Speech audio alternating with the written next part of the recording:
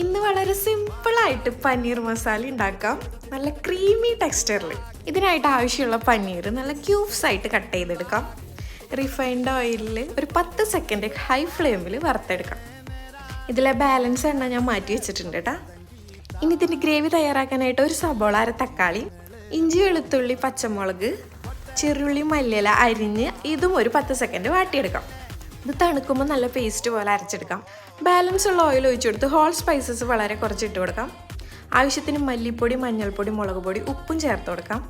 ഗ്രേവിക്ക് ആവശ്യമായിട്ടുള്ള വെള്ളം ഇത് അരച്ചെടുക്കുമ്പോൾ ഞാൻ ചേർത്തിട്ടുണ്ട്. ഇനി ഇതും ചേർത്ത് കൊടുത്തൊന്ന് തിളയ്ക്കുമ്പോൾ ലേശം ഉപ്പും 1/2 ടേബിൾ സ്പൂൺ ഫ്രഷ് ക്രീമും ചേർക്കാം. പിന്നാലെ തന്നെ വറുത്ത് കോരി വെച്ചിട്ടുള്ള പനീറും ചേർക്കാം.